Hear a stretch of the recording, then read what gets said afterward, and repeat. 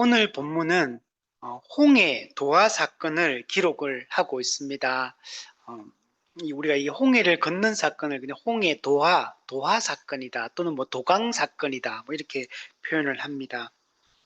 이스라엘 백성들은 이 홍해 도하를 어떻게 했냐면 자기 힘으로 도하한 게 아니고 하나님의 전능하신 능력으로 하나님의 능력으로 홍해를 건넜다라는 것을 볼 수가 있습니다. 홍해는 되게 상징적인 어떤 장소라고 할 수 있습니다. 그러니까 애굽을 떠나 애굽이 상징하는 세상을 상징하거든요.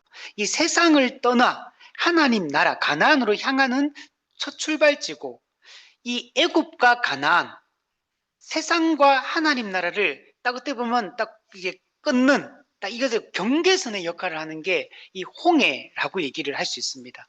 실제로 이 홍해에서 그 애굽의 군대가 어떻게 됩니까? 몰살하게 되잖아요.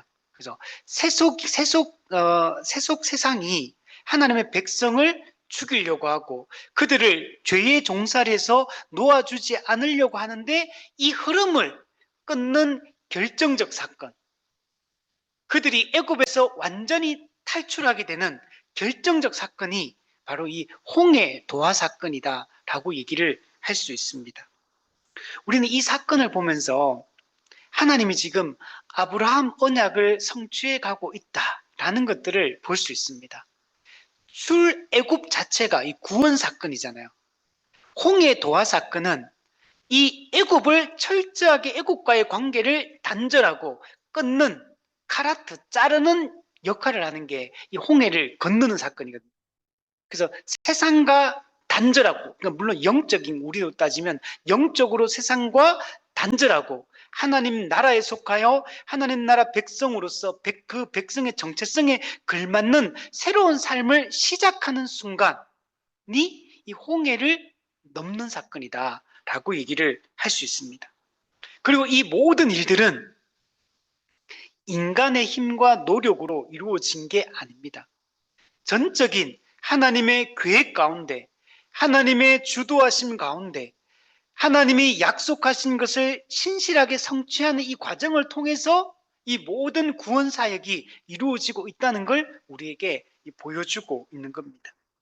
그래서 우리는 이 사건을 보면서 하나님이 얼마나 언약에 신실하신 분인가를 우리는 알 수가 있는 겁니다. 이스라엘 백성들은 지금 죽음에서 생명으로 지금 넘어오는 겁니다. 죽음에서 생명으로 이동한 사건이 바로 이 출애굽과 홍해 도하 사건이다라고 얘기를 할 수 있습니다. 이제 이스라엘 백성들은 본격적으로 하나님의 백성으로서 새로운 삶을 시작을 지금 하고 있다라고 말할 수 있습니다. 이스라엘 백성들은 뒤에는 애굽 군대가 추격해오고 앞에는 홍해가 가로막고 있는 이 절체절명의 이 위기의 상황, 이 절망적인 이 상황에 처해 있었습니다. 인간적인 방법으로는 인간의 힘으로는 도저히 어떻게 할 수 없는 아무런 방법이 없는 사면초가의 상황에 놓여 있었습니다.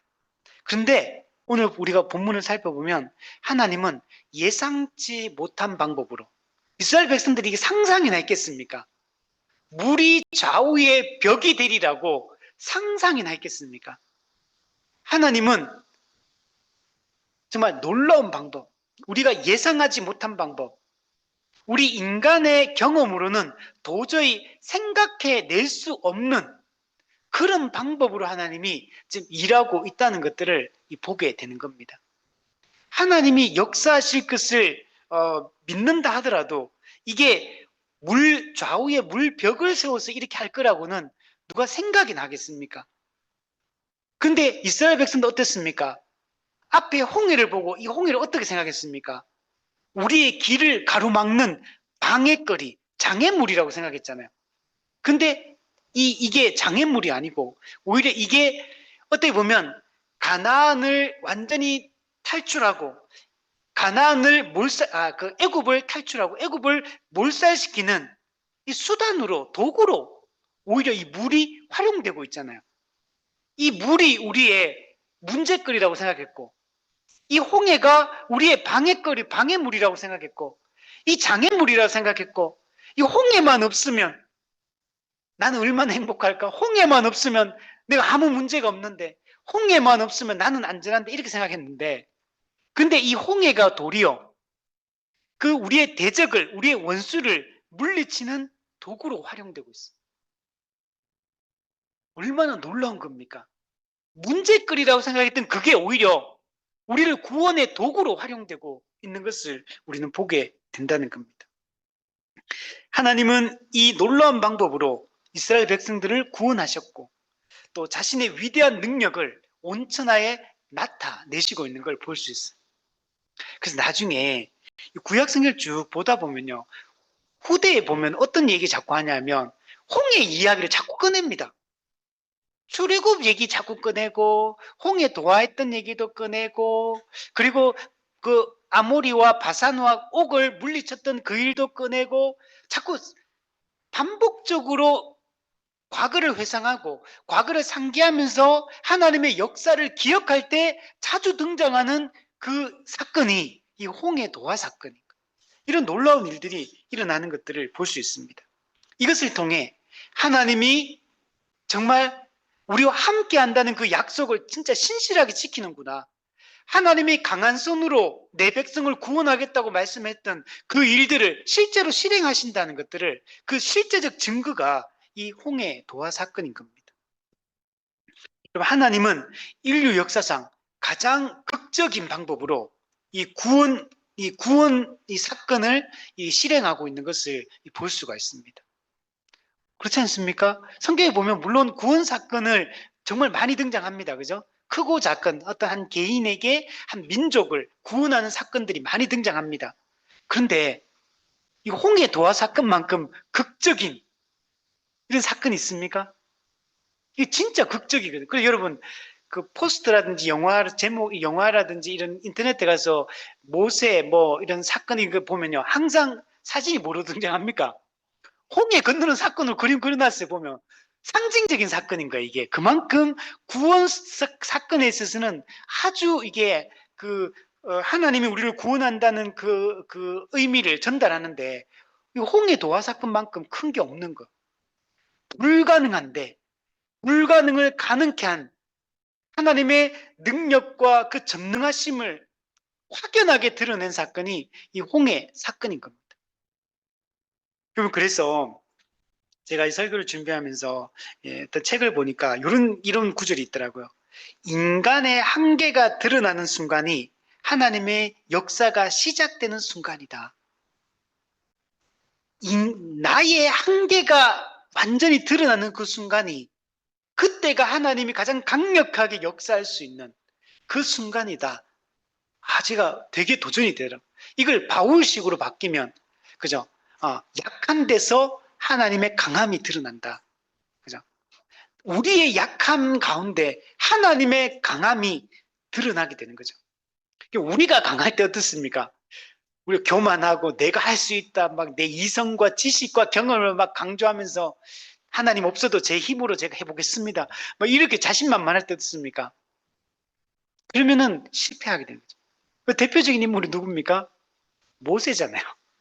모세가 그 이스라엘 백성과 그 동족 이스라엘과 애굽 사람들 싸울 때 되면 자기가 구원해 보겠다고 쳐서 죽이고 막 파묻고, 다음날 가가 내가 너희의 재판관이 되겠다, 내가 옳고 그름을 판단해 주겠다 이러면서 나섰잖아요. 그래가지고, 그죠? 언제 우리가 너를 재판관으로 우리의 모사로 세웠느냐 그러면서 탈로 놔두다 그러면서 미디안 광야 숨어 들었었잖아요. 하나님 그리고 광야 40년 동안 어떻게 합니까? 모세를 그냥 푹 썩히는 거예요. 힘 빼는 시간을 40년을 가진 거죠. 그 40년 동안 푹 썩혀서 이제 모세가 이제는 자기 자신을 전혀 내세울 게 아무것도 없어. 자기 완전히 밑바닥까지 내려가죠. 그리고 이제는 철저하게 이제는 자신의 힘을, 자기는 아무것도 아니라는 거, 자신은 먼지에 불과하고 벌레에 불과하다는 사실을 철저하게 깨닫게 하고, 가시떨기에서 하나님이 내가 너와 함께 하겠다, 내가 너와 함께 하기 때문에 네가 위대한 일을 하게 될 것이다, 하나님의 그 영광을 너를 통해 내가 나타내겠다. 그리고 모세가 이제 그저 하나님께 항복하고 이제 돌아온 거죠. 그래서 그 결정적으로 모세를 항복시킨 사건이 뭐예요? 네 발에 신을 벗어라. 이 땅은 거룩한 땅인 네 발에 신을 벗어라. 철저히 하나님의 네가 종임을 인정하고 너는 하나님이 너의 주인임을 인정하고 하나님의 말씀에만 순종하기로 살기로 네가 인정하고 결정해라. 그죠? 신 벗은 자로 네가 내 앞에 서라. 그죠? 이제부터 네 뜻은 없다. 오직 내 뜻만 있다. 너는 오직 하나님의 뜻, 내 뜻만 이제 붙들고 내 영광을 위해서 너는 살아라. 내 계획표대로, 내 시간표대로, 내가 인도하는 대로, 내가 가면 너도 가고, 내가 멈추면 너도 멈추고, 철저하게 이제는 하나님의 사람으로 모세를 빚어나가잖아요. 그는 모세뿐만이 아니고 이스라엘 백성 전체를 하나님의 백성으로, 하나님의 사람으로 이렇게 빚어나가는 것입니다. 우리 21절 말씀에 보시면 우리 같이 한번 읽어볼까요? 시작.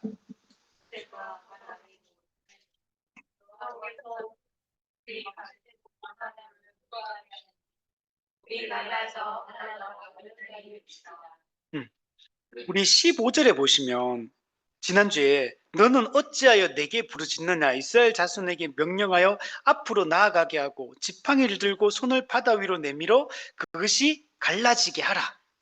그죠? 모세가 그 전까지 뭐였냐면 부르짖었다, 기도하고 있었거든요. 하나님을 신뢰하고 하나님의 역사하심을 기대하며 모세는 기도하고 있었어요. 근데 하나님께서는 지금은 기도하는 것도 중요하지만 지금은 행동할 때다. 내가 지시하지 않았느냐? 내가 가라고 얘기하지 않았느냐? 지금 네가 네 백성을 왜 지금 멈춰 서 있게 하느냐? 네가 지금 내 명령을 따라 지시해라. 손을 내밀 지팡이를 붙잡고 하나님의 함께 하심을 믿고 하나님의 지시를 따라 손을 내밀어 이 홍해를 갈라지게 하고 내 백성을 앞으로 나아가게 하라. 즉 가나안을 향해 하나님 나라를 향해 나아가게 하라. 하나님의 약속을 붙들고 나아가게 하라. 이렇게 하나님이 명령했잖아요. 믿음의 행동을, 믿음의 액션을 취할 것을 하나님께서 말씀을 했어요. 하나님이 21절에서 그래서 모세가 실제로 이제 어떻게 됩니까? 이제 모세가 바다 위로 손을 내밀매, 그죠? 여호와께서 큰 동풍이 밤새도록 바닷물을 물러가게 하시니 물이 갈라져 바다가 마른 땅이 된지라. 그러니까 우리 중요한 건 지팡이를 들고 손을 내밀어야 돼. 모세는 그러니까 손을 내밀 때 모세 자신의 힘, 자신의 능력으로 이걸 뭔가를 일으키는 게 아니라 하나님이 일하실 것을 믿고 하나님을 신뢰하는 마음으로 하나님의 약속을 믿고 지팡이를 들고 손을 탁 내미는 것. 이 믿음의 행동을 하는 것이 여러분 중요합니다. 실제로 그렇게 하니까 어떻게 됩니까? 이 큰 동풍, 강한 동풍, 이 동풍이 이 건조한 동풍은 이게 동쪽에서 불어오잖아요. 이스라엘 그 땅 이제 동풍에서 불어오니까 이제 이건 사막의 바람입니다. 건조한 사막의 바람이 불어와서 이 바닷물을 밀어내는 겁니다. 그래서 바닷물이 갈라지게 하고 갈라지게 해서 이게 좌우의 물벽으로 세웁니다. 그냥 물이 갈라진 게 예를 들면 이렇게 될 수도 있잖아요. 이게 약간 이게 비스듬하게 이렇게 물이 물러가가지고 이렇게 있는 게 아니고 좌우에 벽이 됐다. 그냥 벽이니까 그냥 수직으로 딱 선 거예요. 물이 이렇게 물이 벽을 딱 이뤄서 물러가게 했다. 그렇게 하니까 어떻게 되느냐? 마른 땅이 되었다. 이렇게 마른 땅. 이 마른 땅은 어느 정도의 마른 땅일까요? 완전 마른. 이게 히브리어로 하라바, 마른 땅, 하라바라고 하는데 이게 사막과 같이 건조한 땅 이런 의미예요. 그러니까 물기가 하나도 없는 상태. 완전히 물기가 완전히 제거된 완전히 바짝 마른 이런 땅으로 만들어서 아주 이제 쉽게 건너갈 수 있도록 했습니다. 근데 이걸 시편 106편에 보면 재밌게 표현해요. 이에 홍해를 꾸짖으시니 곧 마르니 그들을 인도하여 바다 건너가기를 마치 광야를 지나감 같게 하더라. 광야, 이거 마른 땅이란 말이거든요. 드라이 그라운드, 마른 땅, 광야. 근데 홍해를 강한 동풍으로 물을 물러가게 했다고 우리 이 출애굽에 표현했는데 시편에는 홍해를 꾸짖었다. 누가? 하나님이 하나님이 꾸짖어서 홍해를 물을 물러가게 해서 마르게 했다. 이렇게 표현을 하고 있습니다. 그러니까 하나님이 백성이 가는 그 길을 가로막는 그 모든 것들을 하나님이 꾸짖어서 다 물러가게 하는 것. 자기 백성이 걸어가야 될 그 좁은 길, 그 생명의 길을, 하나님의 길을 활짝 터주는 겁니다. 길을 터시는 분은 여러분 하나님입니다. 우리가 길을 터는 게 아니에요. 우리가 인생을 살아갈 때도 내 힘으로, 내 계획표대로 내가 뭔가를 맞게 이렇게 계획해서 내 뜻을 이루려고 하는 이 자아실현. 이건 자아실현이거든요. 그래서 자아실현을 우상숭배라고 하는 거예요. 아니, 그거 좋은 거 아닙니까? 뜻을 품고 뭔가 열심히 자기 인생을 준비하고 책임지고 살아가는 거 좋은 거 아닙니까? 여러분, 근데 그게 만약에 그렇게 열심히 살아가는데 하나님이 언제든지 만약 길을 바꾸시면 따라간다면 이 사람은 그거는 우상이 아니에요. 근데 자기 생각을 고집하고 자기 길을 고집한다면 하나님이 바꾸시는데도 안 따라간다면 그는 우상이고요. 자아실현이 곧 우상숭배가 여러분 돼버리는 겁니다. 그러니까 하나님, 우리는 언제든지 열린 태도를 갖는 게 중요합니다. 언제든지 길을 바꾸시면 길을 하나님이 바꾸시는 길대로 따라갈 마음을 갖는 게 중요합니다. 근데 나중에 예레미야가 하면 이 길을 바꾼다는 표현이 있거든요. 길을 바꾸어 이런 표현이에요. 누가? 이스라엘 백성들이. 남유다가 길을 바꿔요. 근데 그 길은 어떤 길이냐면 하나님이 마련하신 올바른 길을 바꾸어서 곁길로 나가버리는 거예요. 그래서 하나님이 엄청나게 책망하는 내용이 나와요. 너희는 길을 바꾸었다 그러면서. 근데 우리는 그게 아니라 하나님이 인도하는 길이에요. 하나님이 인도하는 길이 어쩌면 직선으로 가다가 약간 이렇게 돌아갈 수도 있잖아요. 하나님 이렇게 인도할 수도 있거든요. 그러면은 내가 생각하고 있는 길은 직선이야. 근데 하나님이 오른쪽으로 길을 방향을 틀어. 그럼 나도 오른쪽으로 가야 된다는 거. 우리 이스라엘 백성들이 출애굽할 때 어땠습니까? 가다가 원래 해변길로 바로 직행할 수 있는데 안 가고 밑에 광야길로 돌렸잖아요, 하나님이. 그거 돌려서 내려왔잖아요. 그 돌려서 또 내려오다 어땠습니까? 또 한 번 다시 오다가 유턴해가 다 되돌아가다가 다시 이쪽으로 한 방향 또 틀었거든요. 그것도 어떻게 합니까? 따라가야 되는 거. 그때 어떻게 했으면 갔다가 한번 하는 거죠. 갔다 유턴했거든 한 번. 유턴해가지고 되돌아오다가 여기로 틀었거든. 되돌아올 때 왔던 길을 되돌려. 이때 마음이 힘들잖아요. 되돌리니까 왔는데 지나왔는데 그 길을 또다시 가라 그러니까 이해가 안 되잖아요. 도대체 왜 이렇게 가능하게 하십니까? 하나님이 이쪽으로 안 가고 이리로 가라 해가 가고 있는데 가고 있는 중에 다시 또 한 번 들어가 또 이렇게 가게 하니까. 그런데 이스라엘 백성들이 그때 순종하고 따르잖아요. 그리고 구름 기둥과 불 기둥으로 이런 일이 얼마나 많겠습니까? 가면 가고 멈추면 멈춰야 돼요. 방향도 우리가 설정을 못해요. 하나님이 이끄시는 거. 여러분, 하나님의 사람이 계획할지라도 그 걸음을 인도하시는 분은 하나님이다. 하나님이 우리의 길을 터시고 우리의 방향을 정하시고 하나님이 주도적으로 우리의 인생을 이끌어갈 걸 믿어야 된다는 거예요. 저도 이게 개척하고 참 제가 나름 생각하는 계획이 있잖아요. 그죠? 근데 신앙이라는 게 믿음 좋은 게 그런 게 아니구나. 그죠? 포기하고 싶은, 그만두고 싶은 이런 마음이 들죠? 왜 안 들겠습니까? 그래서 생각해보면 그냥 우리 목회자 중에 진짜 실제로 목회하다 그만두는 분이 생각보다 많거든요. 개척했다가 개척 교회가 안 돼가지고 그만두고 실제로 직장생활 하시는 목회자들이 진짜 많아요. 저도 제 주변에도 그런 분들이 있거든요. 근데 그 마음이 쉬운 결정이 아니잖아요. 그래서 저도 마찬가지죠. 근데 그래도 이 길이 맞다고 저는 아직까지는 맞다고 생각하고 하나님 저를 지금 이 길로 부르셨다고 생각하기 때문에 다른 거 하고 싶으면 제가 할 텐데 다른 거 하고 싶은 게 우선 없어요. 다른 걸 제가 하고 싶으면 제가 언제든지 바꿀 마음이 있는데 다른 걸 아직은 하고 싶은 마음이 안 생겨요. 아직 전혀. 다른 게 의미 있게 안 느껴지고. 근데 여러분하고 저하고 다른 거죠. 여러분은 여러분이 지금 하는 일이 의미 있게 느껴지잖아요. 근데 저보고 여러분이 하는 그 일을 저보고 하라 그러면 저는 그게 의미 있게 안 느껴지거든. 별로 중요한 일이지만. 그죠? 그러니까 각 사람에게 우리가 때에 따라 하나님 주시는 일들이 있죠. 그래서 그 일에서 우리 충성스럽게 살아가야 돼요. 근데 그게 꼭 내 계획표대로는 안 될 수 있다.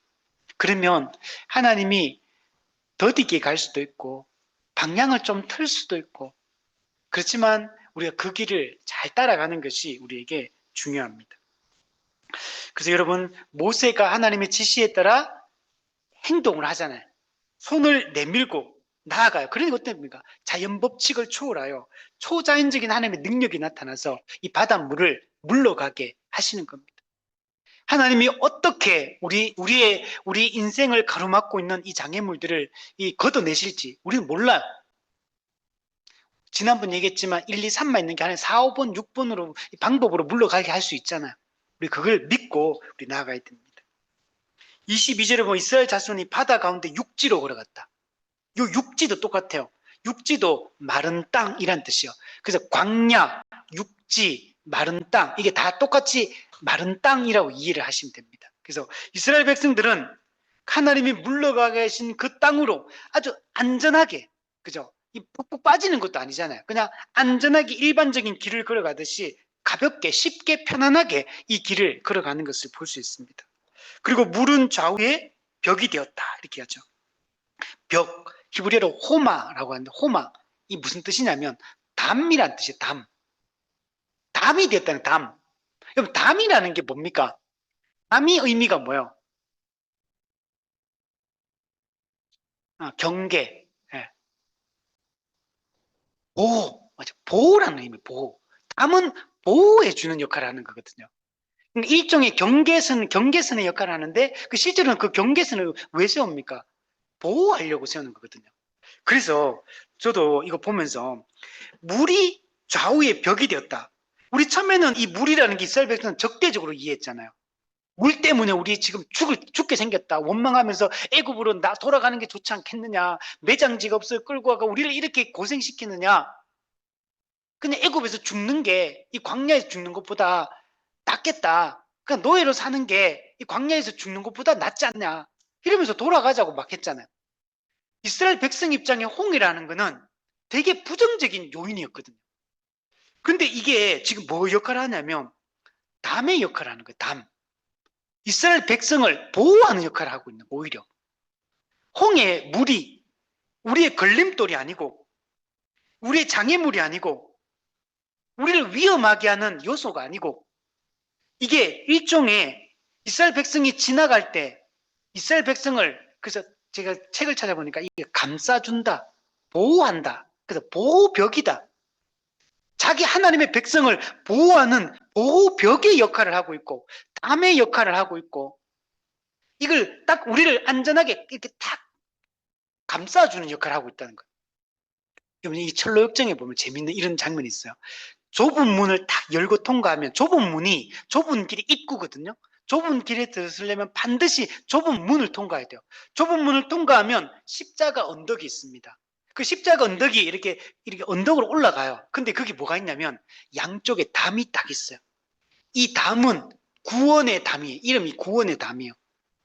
일종의 이게 지금 십자가를 만나고 하나님을 만나러 올라가는 이 그 철로역정에 나오는 이 구원의 담 역할 이게 지금 홍해 물벽이 보호벽이 되고 가나안 땅으로 들어가는 일종의 구원의 길이 되는 거예요. 이게 구원의 길. 그래서 이 물이 홍해가 전혀 다른 기능을 수행하기 시작하는 거죠. 이 홍해가 나중에 또 어떤 기능을 합니까? 이스라엘 백성들이 홍해가 자기들을 몰살시키고 물에 잠수시킬까봐 두려워했잖아요. 그래서 이스라엘 백성은 두려워했는데 사실은 이스라엘 백성의 보호벽의 역할을 하고 오히려 홍해 물이 무슨 역할을 합니까? 애굽을 우리의 대적과 원수를 그들을 멸망시키고 그들을 몰살시키는 도구로 활용이 돼요. 그럼 이스라엘 백성 입장에는 홍해라는 걸 부정적으로 볼 필요가 없잖아요. 그죠? 믿음의 눈을 열고 하나님이 지시대로 하나님이 인도하신 대로 우리가 따라가면 지금은 이해 안 될 수 있어요. 지금은 이렇게 하면 망할 것 같고 지금 이렇게 하면 손해볼 것 같고 지금 이렇게 하면 안 될 것처럼 계산기가 두드러진다 하더라도 그게 하나님의 명령이 맞다면 하나님의 지시가 맞다면 우리는 순종해야 된다는 거예요. 그럼 이해되지 않더라도 순종하는 게 중요합니다. 우리가 성경의 가르침들이 다 이해가 됩니까? 그게 다 동의가 됩니까?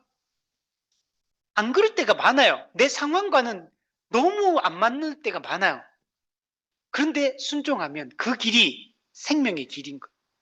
그 길이 사는 길인 겁니다.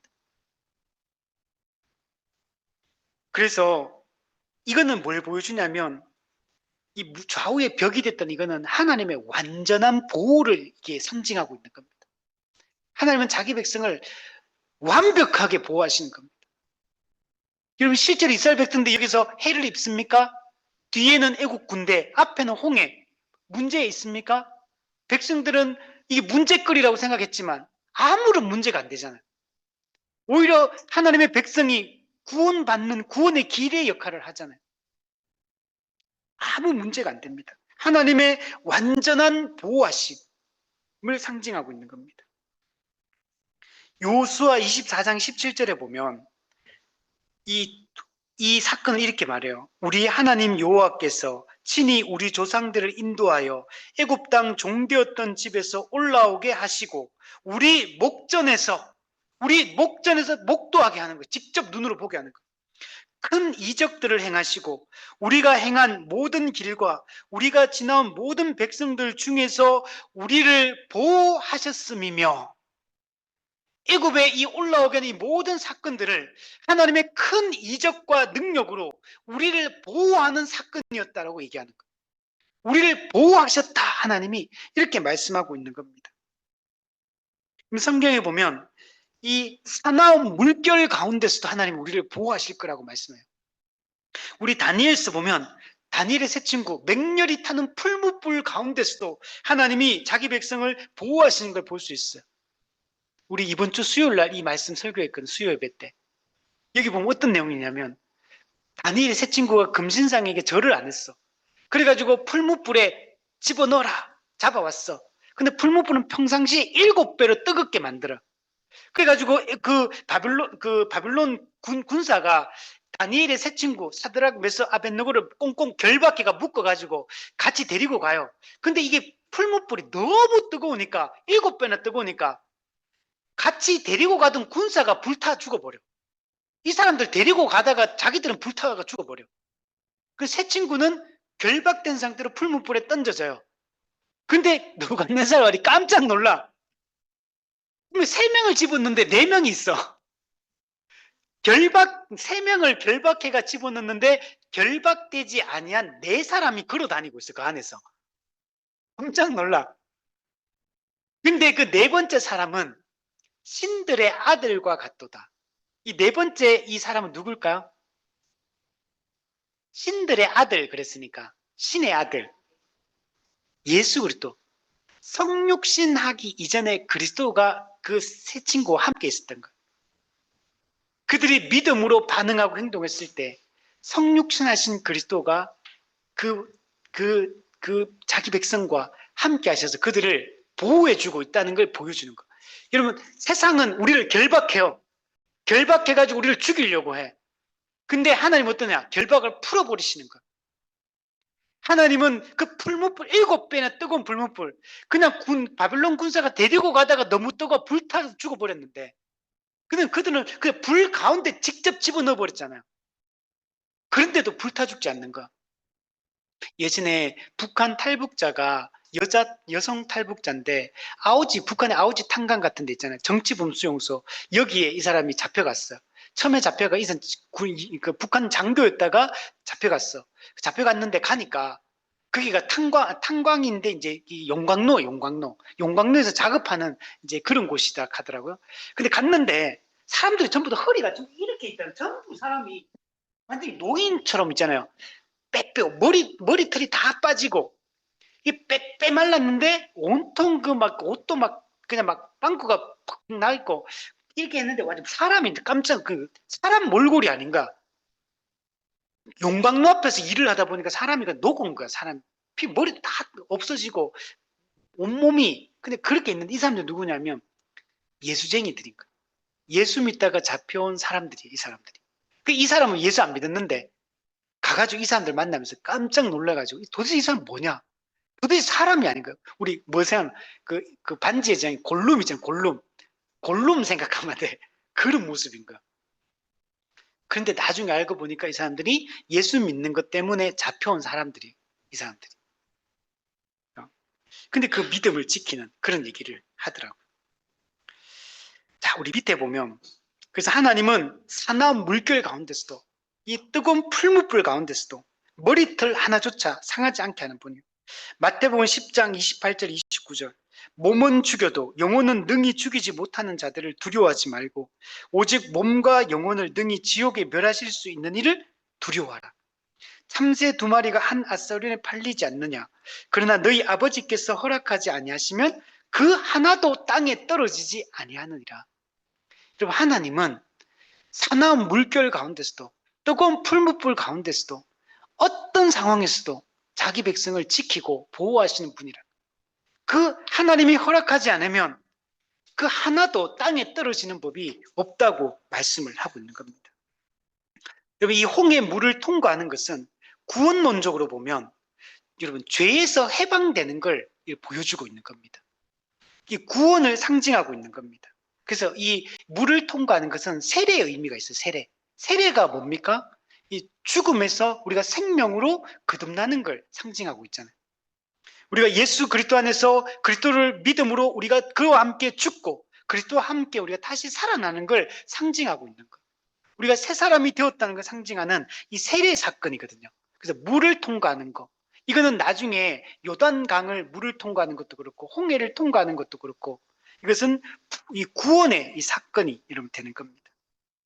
그런데 앞서 얘기했던 것처럼 이게 하나님의 백성에게는 이게 보호벽이 되죠. 보호벽이 되고 이게 구원의 도구의 역할을 하지만 그 애굽 민족이 어떻습니까? 심판의 도구가 여러분 되는 겁니다. 그래서 이 물이라는 것은 홍해 물, 이거는 이중적 의미를 가지고 있는 겁니다. 심판의 도구이면서 이 구원의 이 도구이다. 베드로전서 3장 21절에 물은 예수 그리스도께서 부활하심으로 말미암아 이제 너희를 구원하는 표니.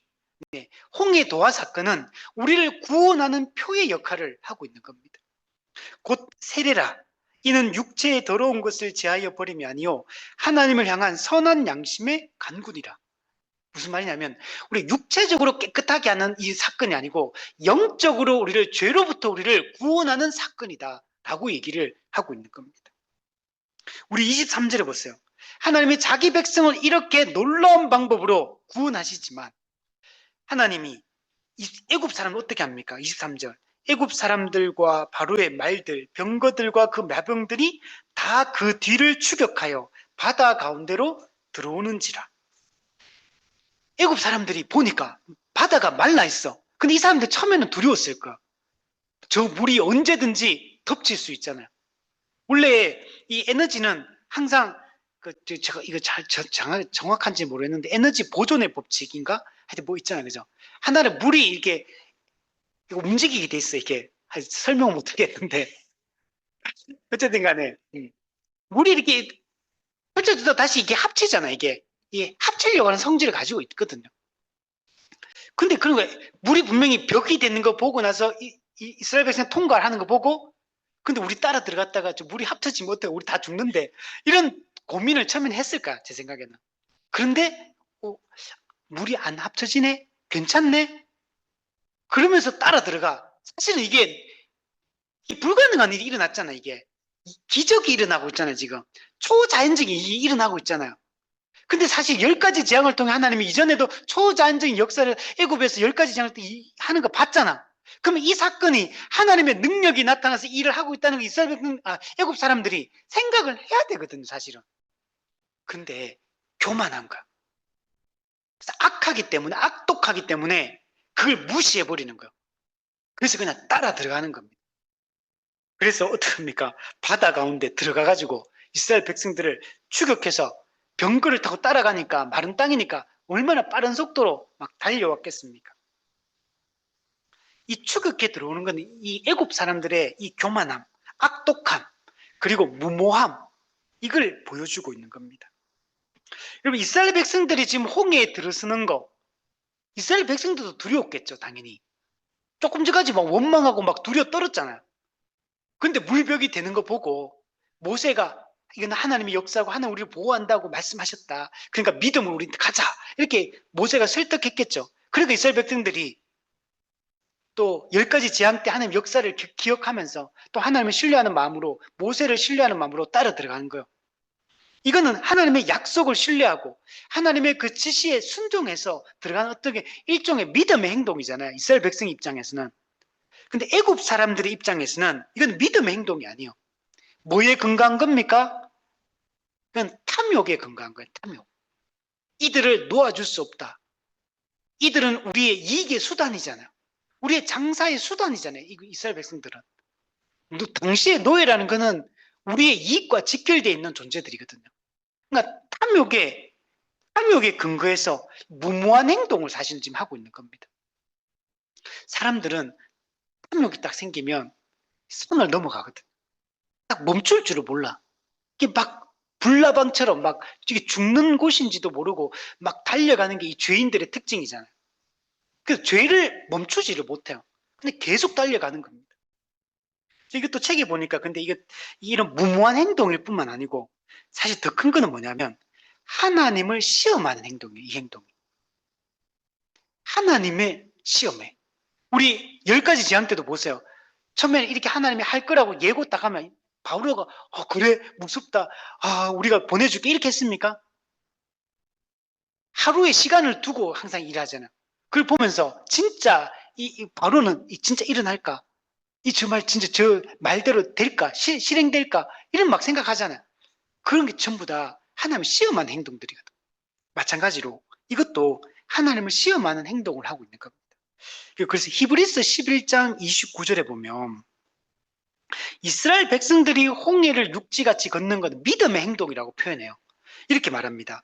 믿음으로 그들은 홍해를 육지같이 건넜으나 이스라엘 백성들이 좌우의 물벽이 된 마른 땅을 통과한 것은 하나님을 향한 믿음의 행동, 하나님의 약속에 대한 믿음의 행동이라고 이렇게 쓰고 있는 반면에 애굽 군대 이건 어떠냐면 애굽 사람들은 이것을 시험하다가 빠져 죽었으며 시험하다가 빠져 죽었다. 누구를 시험하느냐? 하나님을 시험하는 것. 이 악의 세력들은 여러분 하나님의 백성을 이 종살이에서 결코 놓아주지 않으려고 하고 있는 겁니다. 이건 마귀의 본질이에요. 우리 베드로전서 5장 8절에도 너희 대적 마귀가 우는 사자같이 두루다니며 삼킬 자를 찾나니 그냥 멈추지 않아요. 쉬지 않아요. 삼킬 자를 두루다니며 근데 계속 찾아다니는 거야. 어떻게든지 삼킬 자를 죽이려고. 이걸 마태복음 24장에는 이렇게 말해요. 거짓 그리스도들과 거짓 선지자들이 일어나 큰 표적과 기사를 보여 할 수만 있으면 택하신 자들도 미혹하리라. 어떻게 해서든지 마귀는 놓아줄지를 몰라요. 한번 물면 여러분 포기가 없어요. 마귀는. 우리 그 개 중에도 이런 개 종류가 이런 게 있더라고. 한번 물면 안 놓아주는 개들이 있더라고. 끝까지 그 TV 보니까 물었는데 개를 막 손으로 들어올려가 이게 그러니까 개는 공중에 허공에 뜬 거죠. 이 뜬 상태에서 막 개를 막 흔들더라고. 그러니까 개가 막 몸이 흔들리겠죠. 공중에 뜬 상태에서. 그래도 문 걸 안 놔요. 끝까지 한번 물면 안 놓더라고. 집요하죠. 집요하게. 마귀가 바로 그런 거예요. 마귀는 아주 집요하게 공격하고요. 집요하게 추격하는 존재예요. 옛날에 대학부 때, 제 대학생 때 들었던 설교가 기억나네. 네. 하나님도 추격하는 분이거든요. 그래서 추적자 하나님. 근데 마귀도 추적자예요. 추적자. 한번 딱 자기 대상을 딱 이게 한번 설정하고 끝까지 추격해 들어와요. 옛날에 우리 영화 중에 추노 있었잖아요. 옛날에 그 노예 종들 도망치면 그 노예들 그 잡으러 다니는 사람 추노. 그처럼 막 끝까지 쫓아오잖아요. 마귀는 끝까지 추적해 들어가지고 그 영혼을 잡아먹으려고 하는 거. 할 수만 있으면 미혹하려고 하는 거. 근데 하나님도 어떤 분이냐? 하나님도 만만치 않습니다. 하나님도 택한 자기 백성을 끝까지 추적해 하시는, 끝까지 놓지 않으시고 끝까지 우리를 구원하시는 그런 분입니다. 여러분, 이 모든 것은 사실 하나님의 주권적 계획 속에서 지금 이 모든 일들이 일어나고 있어요. 여러분, 악의 세력도 여러분 하나님의 통제 아래서 지금 움직이고 있는 겁니다. 사실 이게 하나님의 백성만 하나님이 통제하는 게 아니에요. 하나님은 모든 것을 통제하시는 분이에요. 이 모든 것은 지금 하나님의 큰 그림 안에서 지금 이 모든 일들이 지금 일어나고 있는 겁니다. 이 홍해로 애국 군대가 쳐들어오고 추격해 들어오는 것도 하나님의 큰 그림 속에 다 있는 거예요. 이걸 우리는 하나님의 작정이라고 하죠. 하나님의 작정은 선한 일도 작정하시지만 악한 일도 다 작정하십니다. 큰 일도 작정하시지만 작고 사소한 일들까지도 다 작정하십니다. 참새 한 마리가 떨어지는 것도 하나님 허락하시면 떨어지지 않아요. 하나님 머리털 하나까지도 다 세십니다. 여러분, 하나님이 우리 머리털이 아침에 세수하다가 머리 감다 머리털이 빠졌어요. 몇 올이 빠졌을까? 하나님은 알까요, 모를까요? 아십니다. 하나님, 여러분 머리털이 몇 가닥인지 아십니까?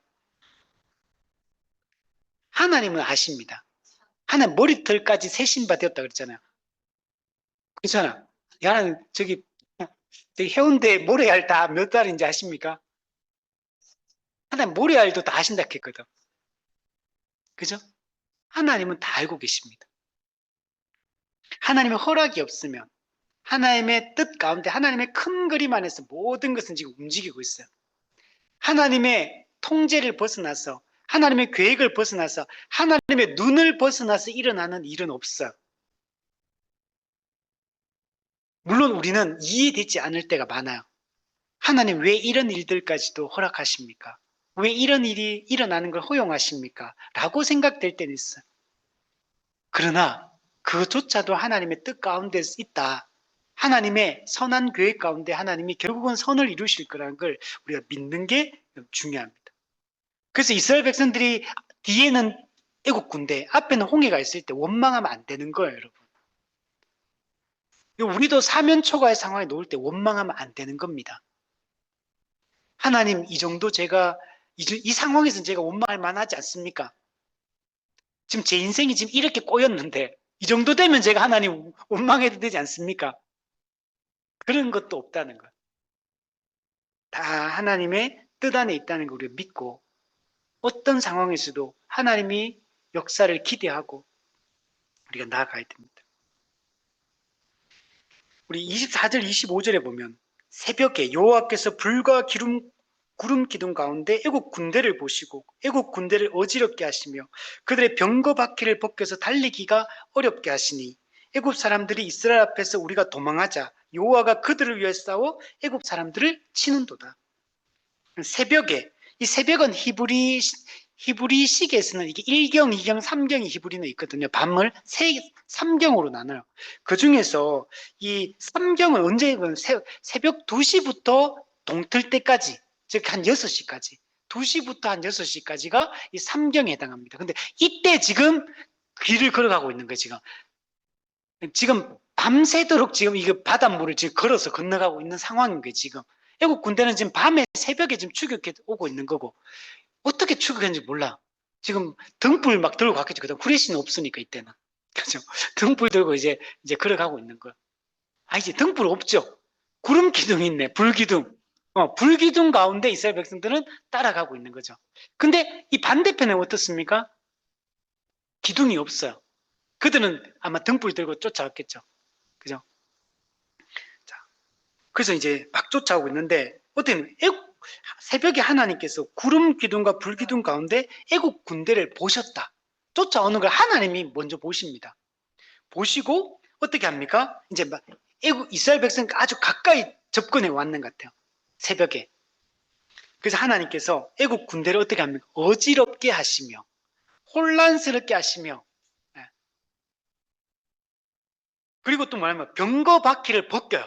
바퀴 빠지게 만들어버리니까 하나님께서 달리고 있는데, 그래서 달리기가 어렵다. 여러분, 병거 바퀴 빠지면요, 이게 무기가 무용지물이 되거든요.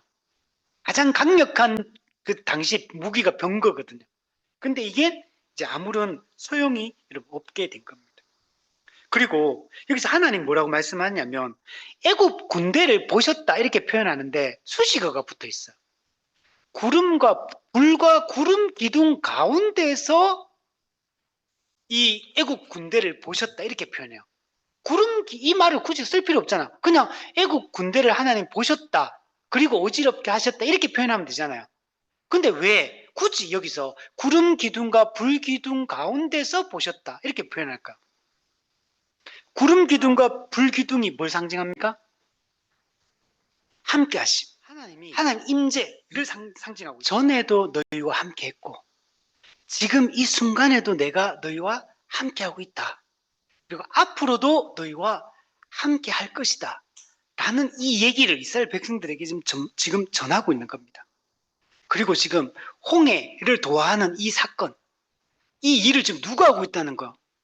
하나님이 지금 기적을 베풀어 내 백성을 구원하고 있다. 하나님이 자기 백성과 함께하고 있고 보호하고 있고 인도하고 있다. 라는 얘기를 지금 하나님이 강조를 지금 하고 있는 겁니다. 그래서 이스라엘 백성, 그렇게 하나님은 자기 백성에게는 그런 메시지를 던져주시고, 근데 애국 군대는 어지럽게, 그래서 기동력을 상실케 만들어버립니다. 여러분, 이 애국 병건 어떤 거였어요? 이스라엘 백성들에게. 그들을 절망하게 만들었던 거였잖아요. 그들을 엄청나게 두렵게 만들었던 거였잖아요. 앞에 있는 홍해도 이스라엘 백성들을 절망케 했지만, 뒤에 추격하는 애국 군대, 병거 타고 먼지를 날리면서 쫓아오고 있는 나팔 불고 막 고함을 치고 그들을 엄청나게 두려움에 빠져서 그냥 애굽으로 돌아가겠다고 우리 그냥 포기하고 항복하고 돌아가겠다 이런 마음까지 가지게 만들었던 두려움을 주던 존재였잖아요. 그런데 이런 애굽의 이 군사력을 어떻게 하면 하나님 너무나 쉽게 무너뜨려 버립니다. 절대로 이길 수 없을 것 같았잖아요. 애국 군대와 싸워가는 이 승산이 없다라고 생각했잖아요. 근데 너무나 쉽게 무너져 버립니다. 하나님은 인간의 힘으로는 아무것도 할 수 없지만 인간의 힘으로는 애국 군대와 맞설 수 없어요. 그냥 두려움에 빠져버려. 심한 두려움에. 극도의 공포감에 동물들 보면요. 호랑이가 으르렁거리면 갑자기 동물이 마비가 돼버려 몸이. 너무 두려워가지고. 그리고 만 움직이는 동물들 있잖아요. 그처럼 이 애국 군대 그 먼지 그 소리 병거 소리 들릴 때 그냥 영적으로 마비가 돼버리는 거예요. 어찌할 바를 모르는 이런 상황이 돼버려. 그런데 너무 쉽게 무너져 버려. 그렇게 강력하고 절대로 무너지지 않을 것 같은 애국 군대가 그냥 순식간에 그냥 무너져. 바퀴 빠져버리고 자기들끼리 그 먼지 구덩이에서 막 혼란해가 뭐 어찌할 바를 몰라가지고. 성경에 이런 장면 많이 나오죠. 전쟁할 때 하나님이 자기들끼리 막 싸워가 막 죽게 만들어. 또 하나님 어떨 때는 절대로 우리가 그들과 싸워 이길 수 없는 수적으로는 게임이 안 되는 이런 상황에서도 하나님이 그냥 역사하니까 순식간에 상황이 역전되고 자기 백성을 구원하는 것들을 볼 수 있습니다. 그럼 다니엘서 2장에 느부갓네살 왕이 금신상을 만들어요. 이 금신상은 앞으로 일어날 내 제국에 대한 얘기고 미래에 대한 얘기를 하고 후일에 될 일에 대한 얘기를 하고 있어요. 금 바벨론, 은 또 페르시아, 그리고 헬라 제국, 로마 제국 강력해요. 거대 제국들이죠.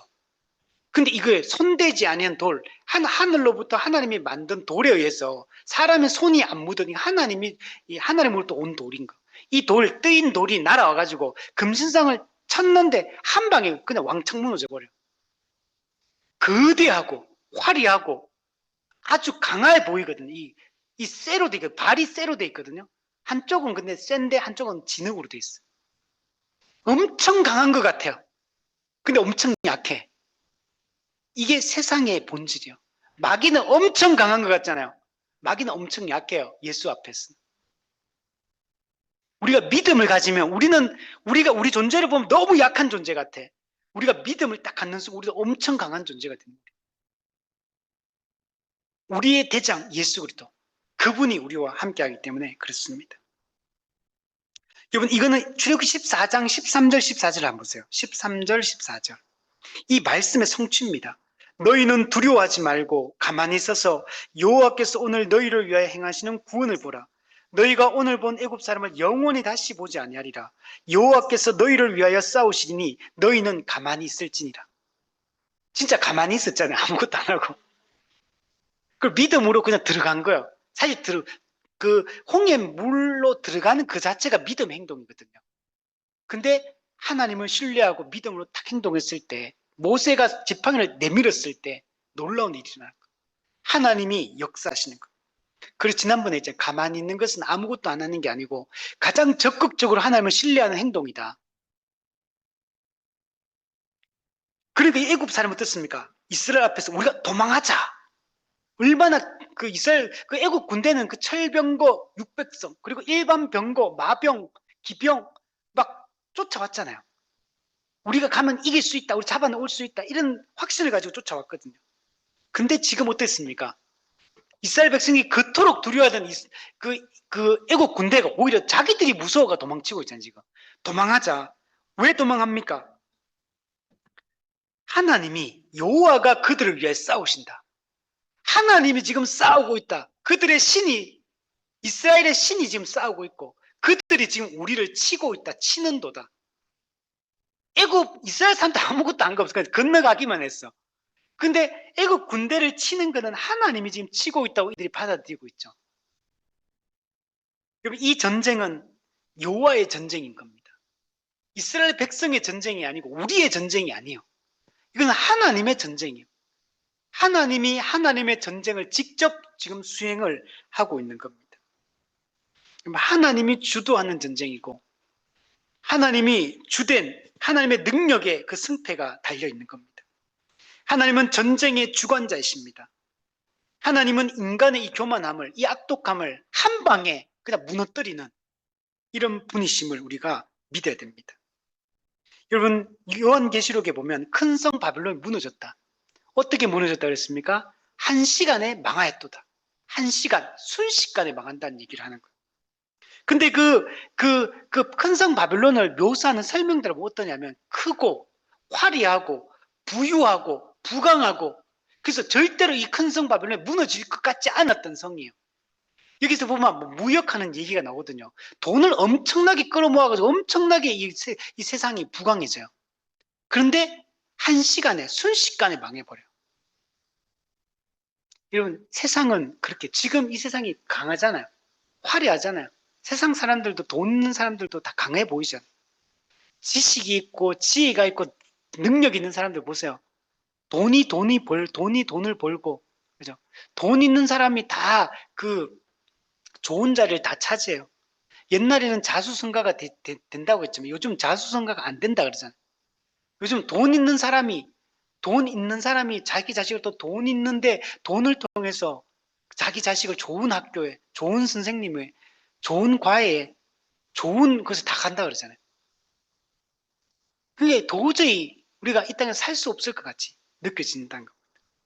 근데 이 세상에 이게 크고 화려하고 부유하고 부강한 이 영원할 것 같은 이 모든 것들이 아무것도 아니에요. 한순간에 다 무너지는 것들이에요. 썩고 쇠하는 것들에 불과한 겁니다. 철로역정에도 보면, 그게 보면 그 세상을 상징하는 그 성이 하나가 있는데 그 성은 화려한 것들로 가득해. 모든 게 번쩍이에요.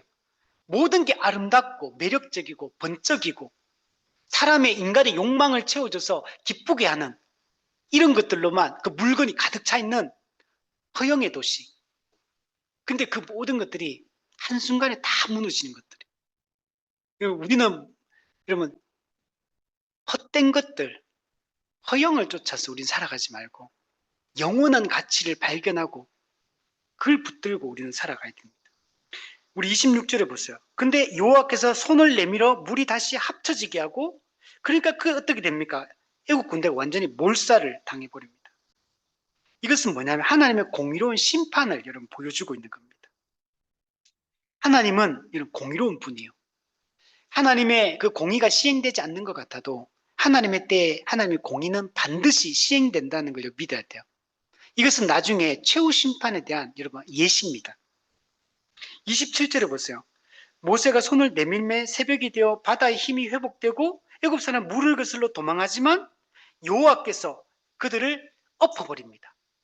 그들을 완전하게 몰살시켜 버리는 걸 볼 수 있습니다. 여러분 18번째 재앙이 메뚜기 재앙이었는데 그때 보면 강한 서풍으로 이게 강렬한 서풍으로 메뚜기를 몰아내는 장면이 있거든요. 근데 지금 여기서 물을 밀어낼 때는 동풍이 불었다면 물을 다시 합칠 때는 서풍이 불어서 어떻겠습니까? 강렬한 서풍으로 애굽 사람들을 하나도 남기지 않고 홍해의 이 바닷속에 수장시켜 버립니다. 여러분 이건 하나님의 공의로운 심판이 완전하게 실행되는 장면을 보여주고 있어요. 애국 군대의 이 패배가 결정적으로 확정되는 장면입니다. 종말론적 최후 심판의 예표입니다. 하나님 말씀에 순종하는 자와 하나님을 대적하는 자의 결과가 삶의 결과가 극명하게 다르다는 걸 볼 수 있어요. 애굽은 몰살당합니다. 공의로운 심판을 받아서 죽어요. 근데 하나님의 백성은 놀라운 방법으로 구원을 받는 겁니다. 이게 믿는 자와 믿지 않는 자의 여러분 결정적인 차이입니다. 28절에 보세요. 하나도 남지 않았다. 그러니까 덮어버리고 하나도 남지 않았다. 한 사람도 빠짐없이 단 한 명도 살아남은 자가 없다라고 얘기를 합니다. 이스라엘이 완전한 승리를 하는 겁니다. 이거는 애굽인들에 대한 완전한 승리일 뿐만 아니고 애굽 신들에 대한 완전한 승리를 보여주고 있는 겁니다.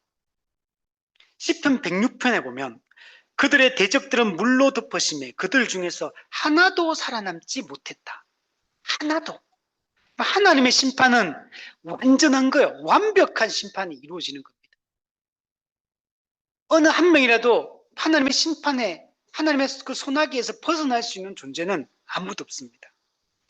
하나님의 심판은 철저하고 완전한 심판이고 반대로 이걸 뒤집어 생각해 보면 승리는 완전하고 최종적인 이런 승리를 우리가 맛본다는 걸 볼 수 있습니다. 우리 요한계시록에 보면 큰 성 바벨론 세상이 멸망합니다. 두 짐승 그 마귀의 그 용의 힘을 빌어서 이 땅에 정치적으로 종교적으로 활동하는 적그리스도와 거짓 선지자 그게 불과 유황못에 던져져요. 그리고 모든 불신자들 그를 두 짐승을 따르던 모든 불신자들이 불과 유황못에 던져집니다. 그리고 최종적으로 마귀가 불과 유황못에 던져집니다. 하나님을 대적하던 모든 영적 그리고 그를 추종하고 따르던 모든 인간들 모든 사람들이 존재가 다 불과 유황못에 던져질 것. 이것을 통해 완전한 하나님 나라의 승리를 우리에게 보여주고 있는 겁니다. 29절에 보세요. 이스라엘 자손은 바다를 가운데 육지로 행하고 물이 좌우에 벽이 되었다. 그래서 어떤 학자는 이렇게 얘기해요. 이게 200만 명의 남녀노소, 소, 양이 같이 움직이잖아요. 그러니까 이게 어느 정도로 물이 갈라졌을까 이렇게 할 때 뭐 이게 정확한 수치는 아닌데 밤새도록 건너가지고 200만 명이 건너가려면 이 넓이가 한 1.6km 정도 될 거다. 이렇게 해석한 분이 있더라고요. 그러니까 예를 들면 한 뭐 너무 이 공간이 좁으면 200만 명이 하루와 밤새도록 걸어가 이게 건너가기에는 너무 좁다는 거지. 그래서 200만 명이 수치적으로 계산했겠죠. 한 1.6km 정도의 이런 공간이 생겨야지 건너갈 수 있을 거다. 이렇게 얘기를 하더라고요. 물론 이거는 뭐 정확한 건 아닙니다. 그냥 어쨌든 간에 이 모든 이 사람들이 안전하게 이렇게 건너갔다는 걸 볼 수 있어요. 29절은 22절의 반복이에요. 반복. 자기 백성이 이 반복하는 걸 강조하는 거잖아요.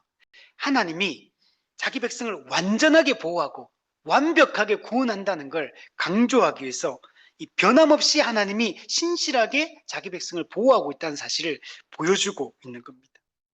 시편 106편 10절에 보면 그들을 그 미워하는 자의 손에서 구원하시며 그 원수의 손에서 구원하셨고 하나님의 백성을 해할 자는 아무도 없습니다. 하나님은 자기 백성을 원수의 손에서 압제하는 자의 손에서 건지시는 분입니다. 우리 30절 보세요. 그날에 여호와께서 이스라엘을 애굽 사람의 손에서 구원하시매 누가 구원하십니까? 여호와께서 구원하심에. 여러분, 구원은 하나님께 달려 있는 거예요. 여러분, 우리는 우리 자신을 구원하지 못합니다. 이스라엘이 바닷가에서 애굽 사람이 죽어 있는 것을 보았더라. 이스라엘 백성으로 하여금 하나님의 그 놀라우신 능력과 그 언약의 신실하심을, 하나님의 함께 하심과 하나님의 일하심을 이스라엘 백성의 눈으로 직접 목도하게 하는 것. 애국 군대의 그 시체를 직접 눈으로 보게 하는 것. 이스라엘 백성들은 조금 전까지만 해도 애국 군대를 보고 우리는 이길 수 없다고 생각하면 원망하고 두려워 떨었잖아요. 근데 하나님이 한 방에 그냥 애국 군대를 몰살시키는 것을, 애국 사람들의 그 압제에서 완전하게 벗어나게 하는 것을 직접 눈으로 하나님의 그 전능하신 능력을 목도하게 하고 있는 것을 볼 수가 있습니다. 하나님의 능력과 하나님의 함께 하심에 대한 이 가시적 증거를 직접 눈으로 보여주는 것. 쉽게 얘기하면 그 도마가 부활하신 예수님 못 믿는 것 때문에 네가 손으로 직접 만져봐라. 직접 보여주고 직접 만져주게 하듯이 직접 하나님의 능력을 눈으로 보여주는 것. 우리도 그런 얘기 하잖아요. 우리 기도할 때 하나님 보여주십시오. 경험하게 해주십시오. 그러면 믿겠습니다. 이런 얘기 하잖아요. 근데 하나님 말씀하죠. 이제 보지 않고 믿는 것이 복되도다. 약속을 믿고 하는 성품을 믿으면 되는 거예요. 성경이 약속하고 있잖아요. 하나님. 이걸 믿는 게 중요합니다. 마지막 31절에 보면 이스라엘이 여호와께 행하신 그 큰 능력을 보았으므로 백성이 어떻게 됩니까? 하나님을 경외한다. 그리고 하나님과 모세를 믿었다. 조금 전까지 하나님을 경외 못했거든요. 하나님을 못 믿었거든요. 모세도 못 믿었거든요. 근데 하나님은 직접 능력으로 보여주시고 하나님을 경외케 하시고 하나님과 모세를 믿도록 하나님이 만들어주고 있는 것을 볼 수 있습니다. 여러분, 성경의 모든 이적은 표적의 역할입니다. 이적은 쌓인 표적의 역할을 하는 거예요. 이 사람들의 신앙을 굳건하게 만드는 역할을 합니다. 하나님의 신성을, 하나님의 능력을 증명합니다. 또 하나님의 대리자들의 권위를 세워주는 역할들을 하고 있는 것을 볼 수 있습니다. 여러분, 그래서 홍해 사건의 최종적인 결과가 뭡니까? 이스라엘 백성이 하나님을 경외하고 하나님과 모세를 믿었더라. 이게 중요한 거예요. 여러분, 오늘 우리는 성경을 통해서 우리는 그 하나님을 목도하고 있는 거예요. 하나님의 행하신 능력을 우리는 홍해 갈라지면 못 봤어요. 그죠? 낙동강이라도 한번 갈라주면 우리가 좋을 텐데 우리 그걸 못 봤잖아요. 그런데도 우리는 성경을 통해 하나님의 능력을 목도하고 있는 거. 하나님이 공의의 심판을 시행하는 걸 우리는 목도하고 있는 거. 하나님의 약속의 말씀을 누구보다도 명백하게 우리는 지금 알고 있는 시대를 살고 있는 겁니다. 하나님이 이 모든 것을 완전하게 이루실 걸 보여주고 있는 겁니다. 여러분, 결론적으로 홍해 도화 사건은 구원의 전형적인 모델을 제시해주고 있습니다. 절망적인 상황에 빠졌을 때 하나님의 주권적인 개입으로 하나님의 능력으로 구원하는, 은혜로 구원하는 이 구원의 원리를 보여주고 있습니다. 이스라엘 백성들은 홍해를 물을 통과함으로 악한 권세에서 해방되었고 옛 삶에서 새 삶으로 이 전환되고 새로운 삶이 시작되는 것을 볼 수가 있습니다. 홍해 도화 사건은 최종적인 구원의 예표가 됩니다. 종말에 이루어질 하나님의 완전한 구원을 미리 우리에게 보여주고 있는 겁니다. 악의 세력에 대한 완전한 승리, 하나님의 백성의 최종적 승리를 우리에게 미리 보여주고 있는 겁니다. 그리고 이것은 어떻게 가능하냐? 그리스도의 십자가를 통해 가능해지게 된 겁니다. 구약의 이 홍해 도화 사건은 구약의 핵심적 구원 사건입니다. 그 이스라엘 백성의 이 삶에서 아주 결정적인 전환점을 이룬 사건이 이 홍해 도화 사건이다. 물론 이제 성경에서 이 출애굽과 홍해 도화 사건 항상 맞물려서 돌아갑니다. 이걸 따로 보지 말고 이게 하나의 사건으로 이해를 하면 좋아요. 여러분, 하나님의 구원 계획은 하나님의 능력에 의해 여러분 실현됩니다. 우리의 힘과 우리의 능력으로 우리가 도달하는 게 아니에요. 여러분, 하나님은 우리를 믿음의 결국 영혼의 구원에 이르게 합니다. 우리 이것을 믿었으면 좋겠어요. 마지막으로 이사야 43장 2절, 내가 물 가운데로 지날 때 내가 너와 함께 할 것이라. 강을 건널 때 물이 너를 침몰하지 못할 것이며 내가 불 가운데로 지날 때 타지도 아니할 것이요 불꽃이 너를 사르지도 못하리라. 우리는 완전하게 보호받는다는 걸 확신할 수 있었으면 우리 좋겠습니다.